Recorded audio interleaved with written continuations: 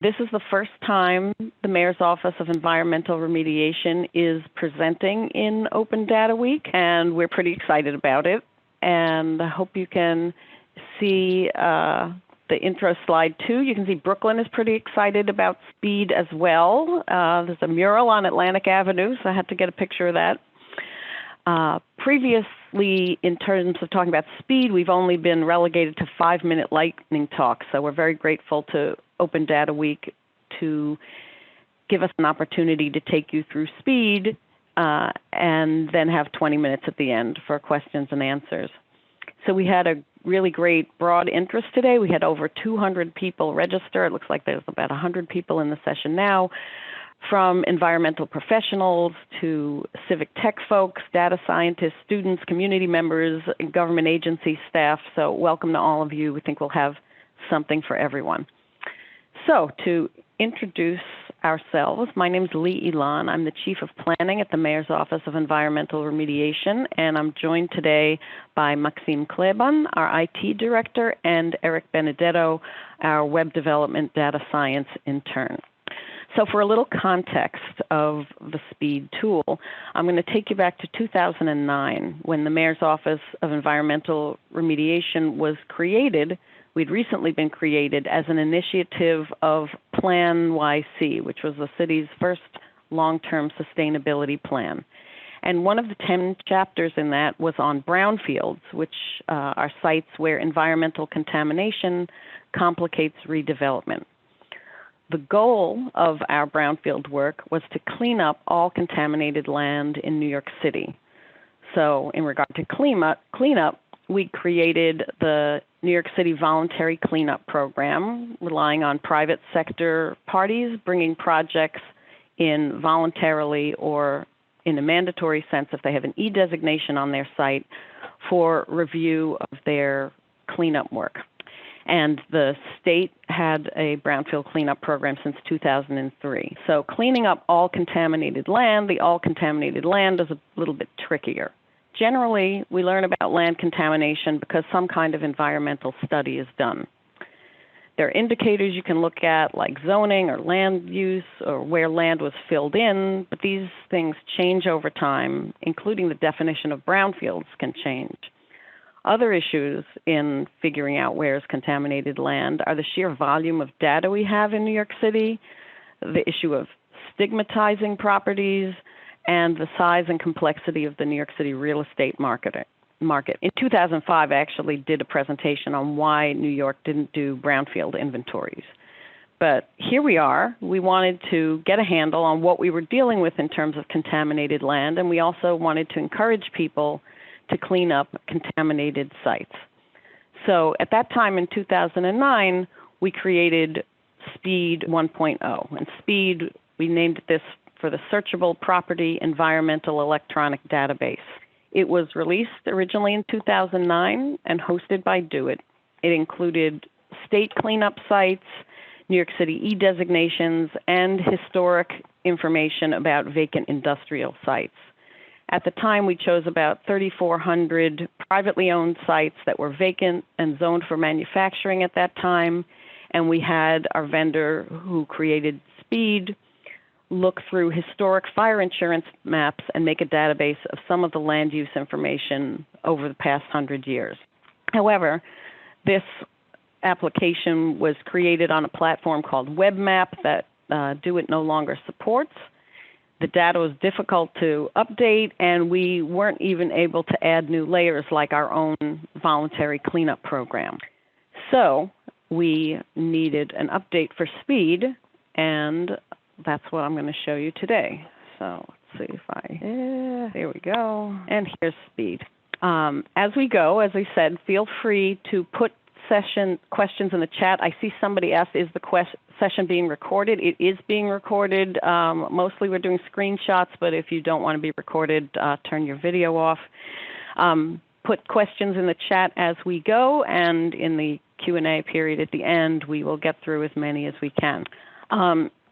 So SPEED 2.0 was built to be hosted in the cloud, regularly updated and flexible in adding layers. We released it last year on Earth Day, April 22nd, but it was overshadowed by COVID, and so we're very delighted to have today to give you this tour. So this is the interface. We've got a map, and we've got layers on the right side that are organized into themes. I'm going to go through them just so everybody's aware of what's here. We've got the environmental database of the city. These are the projects in OER's cleanup programs. We have green property certification sites, the E-designations and restrictive designations that have been placed on tax lots, generating and receiving sites in the New York City Clean Soil Bank that our office manage, and those lots with historic information from Speed 1. We also have layers from state and federal.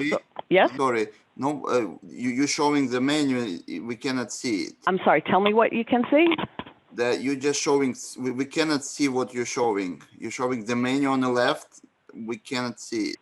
The menu on the right. Are you able to see that more now? Did you open? You were showing some layers, talking about layers right now, right? I'm showing the layers on the right. Okay, now we can see them. Before we couldn't. Okay, thank you. Yeah, please let me know. So we have state and federal data sources here. A lot of this is from DEC. They're bulk storage and. Lee, you muted yourself. Oh, thank you. Okay, sorry. Just saying, we have state and federal data sources here, most of these from DEC, and we also have the 3 federal Superfund sites in New York. We have the community brownfield planning areas, including the BOA or state designated brownfield opportunity area plans and studies. We have environmental zones, and those are the sites that allow you to get areas in which you can get tangible property tax credits, in addition to a few other means to get into that for the state program. We've got some city planning data on the coastal zone, waterfront access, significant maritime industrial areas. We've got small business services and EDC's industrial business zones, and also the federal opportunity zones here. We have the property boundaries of tax blocks and lots, vacant lots, and city-owned and leased properties. This data comes from Pluto, so it's updated as that is updated. We've got transportation layers on subways, rail, and truck routes, sensitive receptors, daycare, healthcare, schools. That's important for contaminated sites. We've got administrative layers of political districts, zip codes, neighborhoods, and where the New York City zoning map has been amended. And also we have resiliency layers of evacuation zones, floodplains, sandy inundation areas, and the state's freshwater and tidal wetlands areas. So that's what's in there into Speed, and let's go into it a little bit. Oops, let's turn off those evacuation zones, and let's look at area around the Brooklyn Navy Yard. I'm pressing Shift and scrolling to getting here. So in addition to the street map that you see, we also have base maps of aerials from 1924, and you can see this big channel here by the Navy Yard Basin, and you can also switch to more recent aerials and see how that's been filled in over time. You can turn the right-hand side on and off, just to let you know, by clicking these layers. And let's go back to the street map and turn on some layers here. So let's look at projects in our cleanup program, the E-designated tax lots, state remedial sites. Oh, let's go for open spills. And, woo, I'm scrolling in the wrong place. Get back here, Navy Yard. All right, I'm going to go back to our, there we go. Would be spills, and let's also turn on those environmental zones we were talking about. And the nice thing with all these layers, you can increase or decrease the transparency depending on what type of map you want to look at. And you can also, yes. People cannot see your cursor. Like pointing from the mouse. I don't know why. Okay, all right. I'm just going to assume you can't see my cursor. Thank you. So these transparency bars for each theme can be adjusted as you're making your map. You can also click on a feature for the map for more information. So here I'm hovering over a remedial site. You can see where it is in the cleanup program and scroll down and get links to the state database. You can hover over sites in our program. Lee, yes. Can you minimize and maximize maybe your cursor? We will see your cursor, the pointer. Are you seeing it better? Can you move around the screen? No, we cannot see the cursor. Anyway, just... Do you see the box that as I'm hovering over the site? Yeah, box we can see. We just don't see the pointer from the mouse. But I guess it's something. Okay. I don't want to spend a lot of time fixing that because I want to get to the Q&As. But right now I'm hovering the cursor over one of the DEC sites, and you can see some basic information. And if you click it, you can get even more information and a link to the state's remedial database. Similarly, I'm just going to turn these end zones off for the moment because it's so big. You can also go to OER sites, and if you click on them, there we go. You get information about sites in our program, and you can scroll down and go to the document repository and the property profile page. And also for e-designations, you can hover over them as well and find out what this one has requirements for. In this case, it's hazardous materials.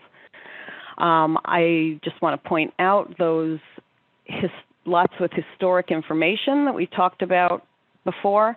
This was from Speed 1, and it's kind of cool. You can go there, click on one of the lots with historic information, and it will open up a new page that shows this information over the past. I mean, this goes from 1980 back to 1935, and you can see that there were metalworks and manufacturing uses on this site that might give you an indication of some of the environmental conditions you can find there.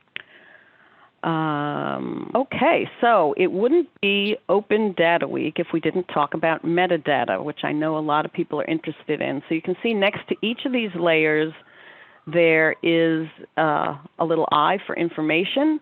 And if you hover over them, for instance, the remedial sites, you first get a description of what the layer is, and then there's a metadata link. And in this case, we click it and we go to the state GIS clearinghouse. If you go to the one for our cleanup projects, you get a description. And if you click the metadata link, you go to New York City Open Data. Yay! And it tells you this site was, this is updated daily. Some of the sites, like e-designations, you get a description. When you open the metadata, right now it's going to city planning site, and you can look up the table at Appendix C to find out the details about your site. So in some cases, you get an open data page, and then sometimes you get an informational page about the layer. We're soon going to be adding a table with all of our data sources and update frequencies. So let's clear all these layers and talk a little bit about how we go searching for a particular property that we might be interested in. Okay, I'm just going to go back to this full extent map. And you can search by an address, by a borough block and lot lookup, or clicking over here will let you go and select a tax lot on the map. But I'm going to do a search by address. I'm going to look for 500 West 18th Street and submit it. If there were two of these, it would give me a choice of which one was I looking for. And you're going to get a pop-up with basic information about the site and links to view a profile and to see nearby environmental features. I'll talk about both. So view a profile, you click on that, and you get a new window with a profile that gives a property overview that draws information from Pluto, showing the owner, showing square footage and zoning. Pluto is a New York City database that pulls information from city planning, Department of Finance, a lot of basic information like that. Over on the right, you get information from OER's EPIC database. This is our project management database. It shows the status of the site in our programs, like the number, the class, which program it's in, the phase. Going down, you get property designations about whether it's in a New York State end zone, what its E designations might be for hazardous materials, air, or noise, the census tract it's in. Over here on the right, you see the relevant political districts, which can be important. There are resiliency information, like which evacuation zone and if it's in a wetland. And down here, you've got nearby cleanup sites in our program, in the state's program, and spills. And at the very bottom, there are links to other agencies like the Buildings Department, Finance, Property Records, City Planning's Zoning and Land Use Application, and the state's environmental database search. And it's nice for some of these. You click on building information, it takes you to the buildings page right there, and you can click on the buildings number and get right into the Buildings Department information. So going back to our site search pop-up, that was a profile. We also have this link to see nearby environmental features. This allows you to decide if you want a 250-foot or 500-foot buffer around a site, and to see speed data that's in that area. So it creates a nice buffer around the site and a legend that shows you, in this case, what's there. Completed projects in OER's program, E-designations, spills, bulk storage sites, and also sensitive receptors like daycares and schools. In this case, the only sensitive receptor is the high line that comes along here. You can also get this information in a table. So we switch from map to table view, and then you can see these are the completed projects in the OER in the area.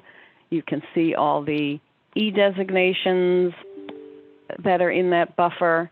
You can see the state remediation sites. And when you're looking at the OER page, you have links to see the project in our EPIC program that, oh, okay, we're going to have to fix this. You saw it for a second, but it took the page to our document repository, and you could see all the documents on the sites. You shouldn't have to sign in here. We're going to have to see what's going on there. And you can also, for environmental consultants, if this is important, generate a contact list that will show all the adjacent property owners and nearby sensitive receptors. You can export it to Excel and use it for the fact sheets that are required in our voluntary cleanup program.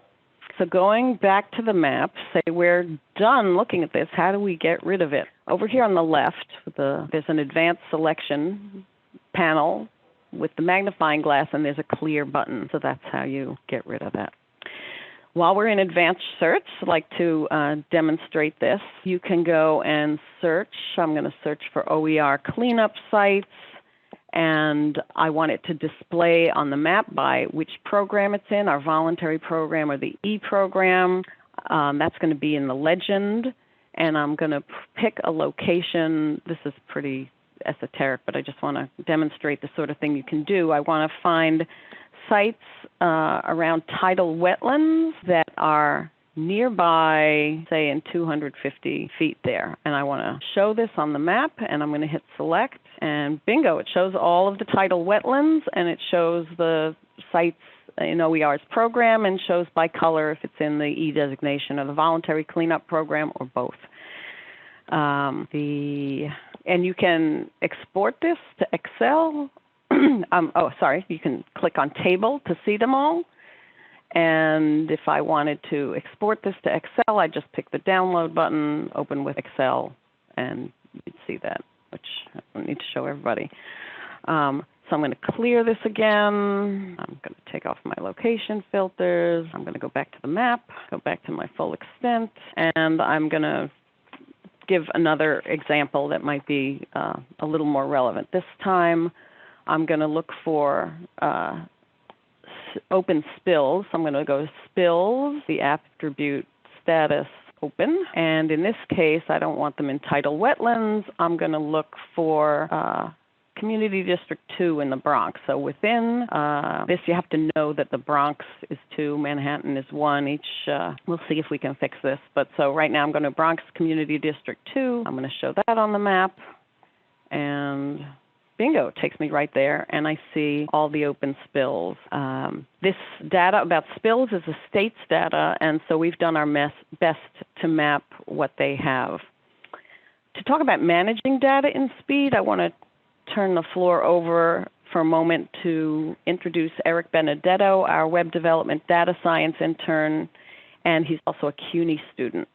This application was built by a vendor, Applied Geographics, but Eric has been great with managing and making tweaks to it. So go ahead, Eric. Yeah, so from a technical standpoint, I think one of the best parts about SPEED's advanced selection tool is the ability to leverage open data and automate the generation of these boundaries and intersections that we use for the advanced selection features. In SPEED, we not only have the ease of automatically pulling data sets from open data, and we create fully functioning layers with essentially no input, but having these data dictionaries and other crucial information about the data sets, it allows us to write programs and other scripts that'll pull the data in, perform spatial queries, and upload the data to Carto. That makes it so it's possible to show such in-depth and interactive metrics for the data sets that are available in SPEED's advanced selection tool. Okay, great. Thank you, Eric. So just a few other things. So the data is getting regularly updated, and I want to show you a few final tricks before our Q&A. Up here, if you have a map you like and you want to share it with somebody, you can click, and you got a link you can copy and share, or you can even go in and hit this little, I'm on a Windows Shift S, and do a little snip there, and it copies that to the clipboard, and I can just paste it into an email and send it to somebody. There's a print option if you want to print a map. There's Contact Us link that generates an email to our general account. It tells us it's a SPEED user comment, so we know what it's about, and we can get back to you quickly. No, we don't all need to see that. We've got our help document up here, which gives you the basics on how to navigate, including that clear button if you forget where it is. That may not be intuitive, so it's good to know that it's here. And that's the basics on SPEED. I want to go back to my PowerPoint here for a couple other slides. There we go. So 3 of the data sets that are used in SPEED are on open data. Other state data sets are on the state's GIS clearinghouse or their open data site. So it's our cleanup sites, our generating and receiving sites for the Clean Soil Bank, and shape files for the BOA and community brownfield planning areas. As we each year look and see what else we can put up on open data, we announce that on our Twitter and on our to our mailing list. And finally, how do you get to SPEED? It's www.nyc.gov/SPEED. Couldn't be easier. It takes you right there. You can also get to it from our website, which is nyc.gov/OER. And we've got contact information for me and Maxime and Eric's information too. So please do let us know if you have any questions that we don't get to today. So there will be a short survey that you'll be emailed about this presentation in a week or two when Open Data gets around to doing that. But I think we can take it to the Q&A now. So Maxime, if you've been monitoring the chat, why don't we start with the first question? Hey. Let's see. I can see the chat now. Here we talked about the session being recorded. Do you want me to read the questions, or you will read it? I can see them. I can see them now, so we're good. We have established that the session's being recorded, and we'll send around to everybody where it is if you want to see it again. Linda asks, has the SPEED website been updated to interface with the new city environmental justice map? The answer to that is no. The city environmental justice map is brand new. So we will take a look at that, where it is, and see if we can incorporate it. That's a great idea. Seems like sharing is not visible. I hope we solved that problem about the sharing and the muting. Okay, yeah, the speed link is directly nyc.gov/speed. Oh, thank you, Eric, for putting that in. Yes, I'm very sorry about the cursor. As I said, kind of new to Zoom, but I hope I was able to describe what was there, and we certainly encourage everybody to play around with this on your own.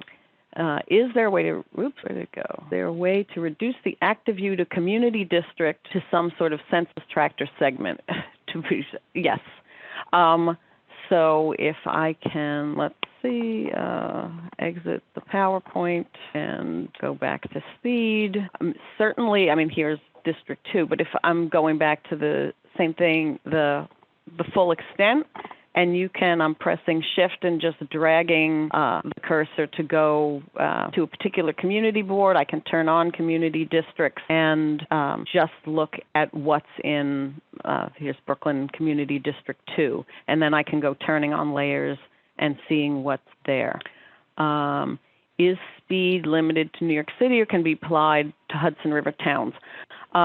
This is limited to New York City. The funding for it came from initially from the city tax levy funding, and then we had a grant for the update. So we're the New York City Mayor's office, so we focused on New York City.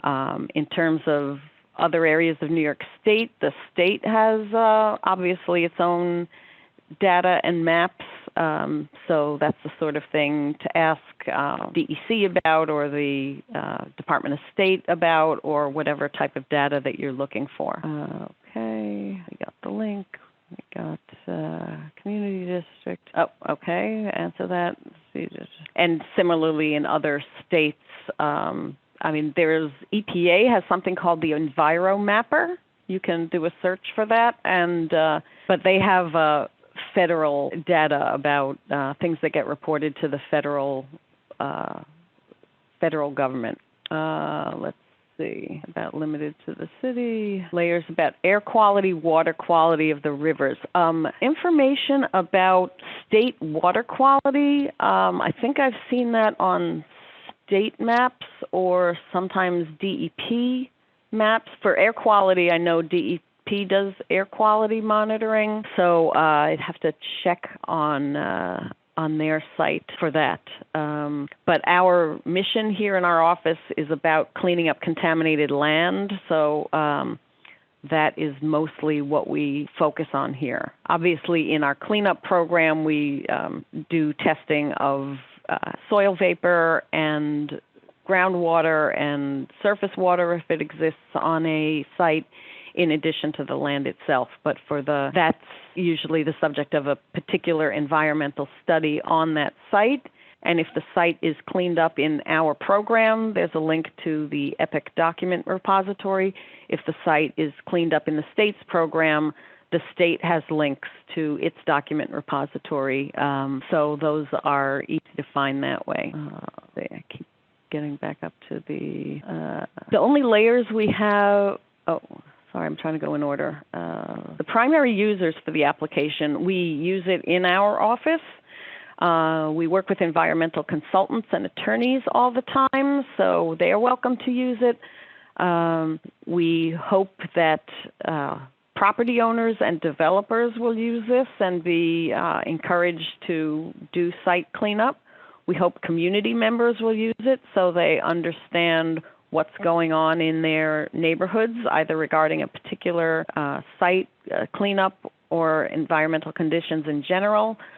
We hope nonprofits use it that are working on area-wide planning and sometimes cleanup for sites.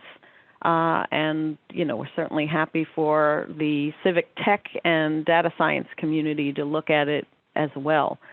So, I mean, the analytics data we can get just tells us like how many users we have on a given day, not, you know, not who they are. But we're aware of all those audiences for the information. Have we uploaded layers from EPA? The layers we have from EPA right now are really for the 3 Superfund sites in the city.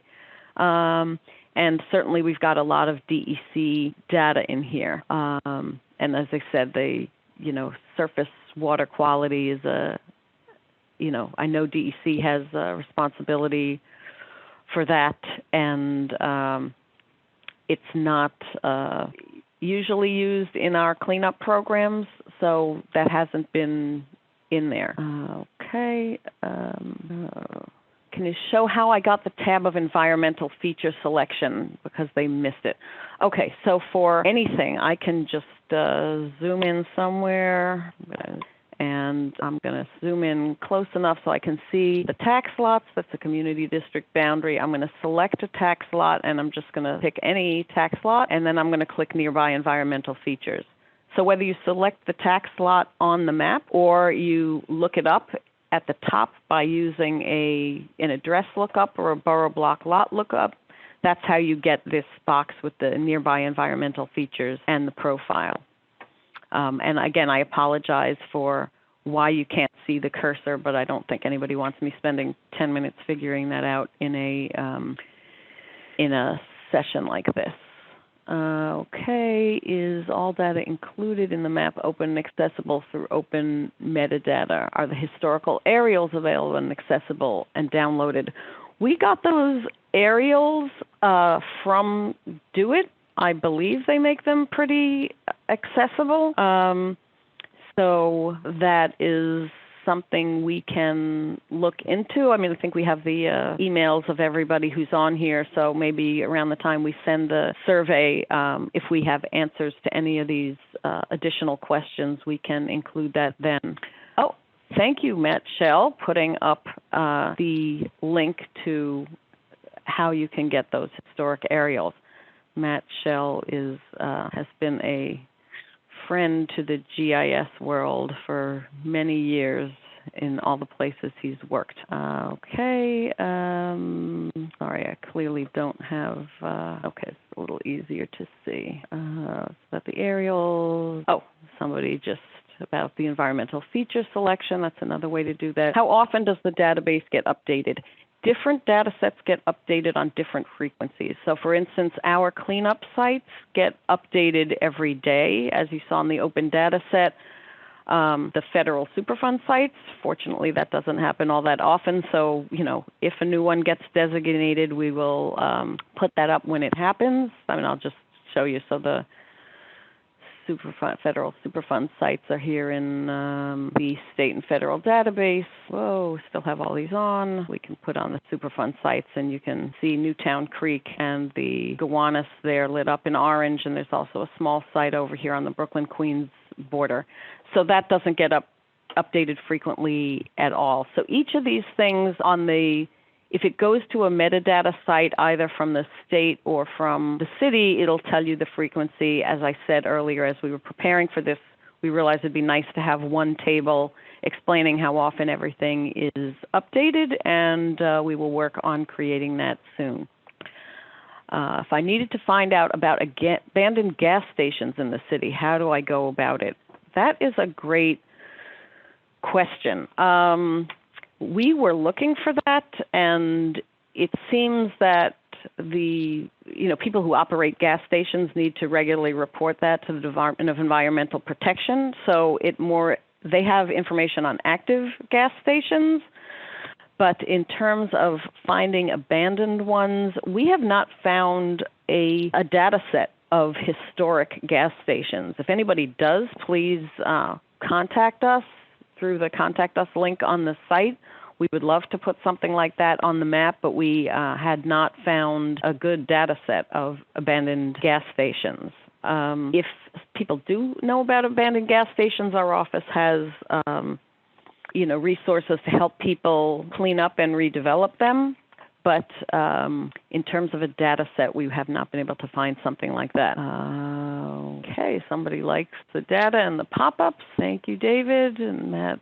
And is there any way to increase the search distance for the nearby environmental features if we wanted to search within a 1.5 mile of the site? We set it at 250 and 500 feet. Just because if you were writing a report, those are the nearby things that are most likely to affect the site that you're looking at. In terms of looking at a larger distance, just scroll the map in to the extent that you want to look at and turn on the layers that you're interested in. And if you're interested in a particular spill or a particular remedial site, you can click on that and get the information about that particular feature. Can Sanborn maps be included? Never seen them online. Yeah, the Sanborn maps, as far as I know, are still a proprietary thing that you need a license for. That goes back to 2009 when we had our vendor look through Sanborns and kind of transcribe all of those environmental features to put them into tables. We were not, we didn't have the funds to license the Sanborn maps, and if we do, we didn't have a license to display them. So that's as much as we have here on the Sanborn maps. Sanborns are historic fire insurance maps for anybody who's not familiar with that. If a site is mapped or tagged incorrectly, or is there a process or notification to have the data updated? If it's in our program, please contact us and let us know. We certainly want to know about that. But if it's a state site, as I said, we are using their GIS clearinghouse and their open data portal.